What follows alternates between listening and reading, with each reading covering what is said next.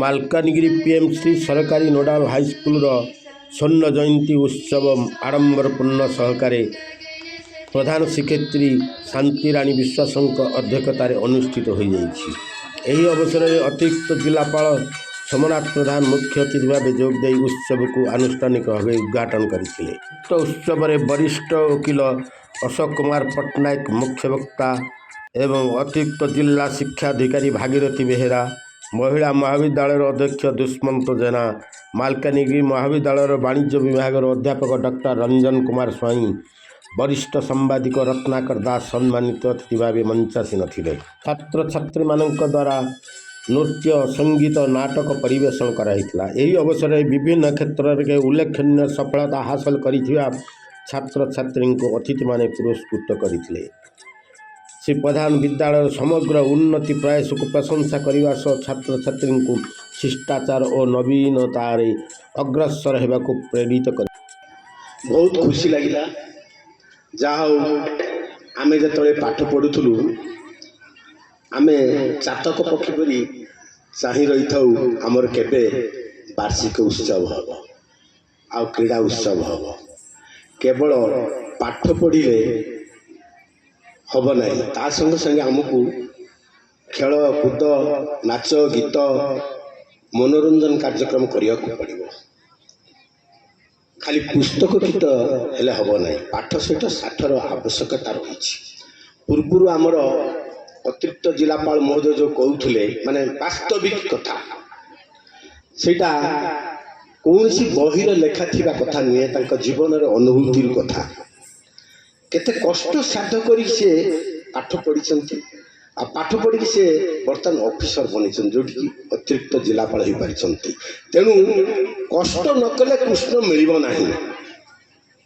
ନିଶ୍ଚିତ ଭାବରେ ଆମେ ଯେତେବେଳେ ପାଠ ପଢ଼ୁଥିଲୁ ସେତେବେଳେ ଏମିତି ସ୍କୁଲ ସବୁ ବିଲ୍ଡିଂ ଘର ନଥିଲା। ମୁଁ ଚାଟଶାଳୀରୁ ପାଠ ଆରମ୍ଭ କରିଛି। ସେତେବେଳେ ମାଟି କାନ୍ଥ ଘର, ଚାଳ ଘର ତଳେ ବସିକି ପୁରା ମାଟିରେ ବସିକି ଆମେ ପାଠ ପଢ଼ୁଥିଲୁ ସ୍ଲେଟ ଖଡ଼ିରେ। ତୃତୀୟ ପର୍ଯ୍ୟନ୍ତ ସ୍ଲେଟ ଖଡ଼ି, ଚତୁର୍ଥ ପଞ୍ଚମ ପରେ କାଗଜ କଲମ ଧରି, ପରବର୍ତ୍ତୀ ସମୟରେ ତାପରେ ବିଦ୍ୟାଳୟକୁ ଗଲୁ ତୃତୀୟ ପରେ, ଆଗେ ଚାଟଶାଳୀ। ଆଉ ଯେତେବେଳେ ଆମେ ହାଇସ୍କୁଲରେ ପାଠ ପଢ଼ୁଥିଲୁ 5 କିଲୋମିଟର ଚାଲି ଚାଲି ଯାଉଥିଲୁ, ଚାଲି ଚାଲି ଆସୁଥିଲୁ। ସେତେବେଳେ ଟ୍ୟୁସନର ବ୍ୟବସ୍ଥା ନଥିଲା। ମାନେ ପାଠ ପଢ଼ାର ଆଗ୍ରହ ଥିଲେ ନିଶ୍ଚିତ ଭାବରେ ପିଲାର ସଫଳତା ହେବ। ଉଦ୍ୟମ ହିଁ ସଫଳତାର ଗୋଟେ ଚାବିକାଠି। ଉଦ୍ୟମ ଆଉ ଇଚ୍ଛା ଥିବା ଆବଶ୍ୟକ। ଆମେ ଯେତେବେଳେ କଲେଜରେ ପଢ଼ୁଥିଲୁ, ଆରମ୍ଭ କଲୁ କଲେଜରେ, ସେତେବେଳେ ତ +2 +3 ଏସବୁ ନଥିଲା, IA BA ଥିଲା। ଆମେ ହାଫ୍ ପ୍ୟାଣ୍ଟ ପିନ୍ଧିକି ଚପଲ ପିନ୍ଧିକି ଯାଉଥିଲୁ, ତାହେଲେ ସାଇକେଲ ନେଲେ। ପରବର୍ତ୍ତୀ ସମୟରେ ଦୂର କଲେଜ 8-10 କିଲୋମିଟର ଦୂର ଥିବାରୁ ସାଇକେଲଟିଏ ମିଳୁଥିଲା। ଆଉ ଏବେ ଏଇ ପିଲାମାନେ ତ ଟିକେ ହାତେ ବାଟ ଗଲେ ସ୍କୁଟିରେ ନହେଲେ ଯାଉନାହାନ୍ତି। କି ହାଇସ୍କୁଲରେ ପଢ଼ିଲେ ତାଙ୍କୁ ପୁରା ଦରକାର, ଗାଡ଼ି ଦରକାର, ପୋଷାକ ଦରକାର, ଜିନ୍ ପ୍ୟାଣ୍ଟ ସାର୍ଟ ଦରକାର, ସବୁ କିଛି ନା ପିନ୍ଧ, ଆବଶ୍ୟକତା ରହିଛି ଯୁଗ ଅନୁପଯୋଗୀ। କିନ୍ତୁ ଆମେ ନିଶ୍ଚିତ ଭାବରେ ଆମେ ଯେଉଁ କ୍ଷେତ୍ରରେ ଅଛେ ବର୍ତ୍ତମାନ ପିଲାଙ୍କର ହେଉଛି ଶିକ୍ଷାଦାନ, ଶିକ୍ଷା ପାଠ ପଢ଼ିବାର ବୟସ। ତେଣୁ ପାଠ ପଢ଼ିଯାଅ, କାହିଁକିନା ଆମ ସମୟରେ ଏତେ ସୁଯୋଗ ନଥିଲା।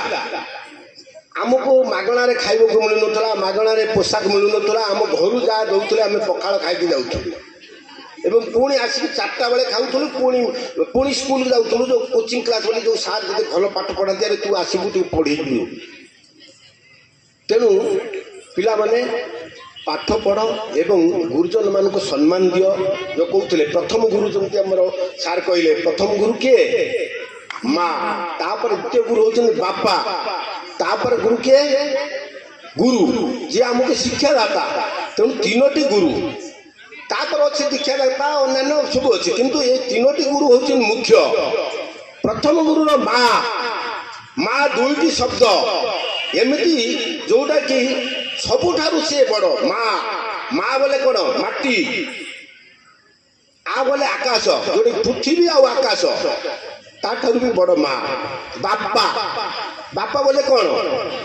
ବାରେ ବାୟୁ, ପରେ ପାଣି, ପାଣି ବାରେ ପାଣି, ଯୋଉଟା କି ଆମେ ବଞ୍ଚି ପାରିବା ନାହିଁ। ଏଇ चारोटी जिनिस बिना आम बंची पार कि बंची पार नहीं तेणु बापा माँ को आम छाड़ी पार नहीं बापा माँ ही प्रथम आम गुरु तापर हेले आसवे शिक्षा गुरु किए आमर सारे गुरुजी आमे आमर समय दिन राति केते 24 घंटा दिन हूँ 12 घंटा भितर आम केते घंटा समय घरे रुहति और केते घंटा समय आम गुरु निकट रुहति कहल पिले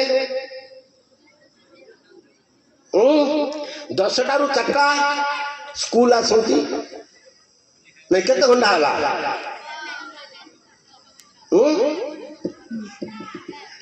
5 घंटा 6 घंटा हला तापर शुण से ट्यूशन हो से केते 7 ରୁ 9 2 घंटा तापर संध्या बेले 4 ରୁ स्कूल गला पर 5टा ରୁ पुणी ट्यूशन हम 5 ରୁ 7 2 घंटा केते समय हला कहल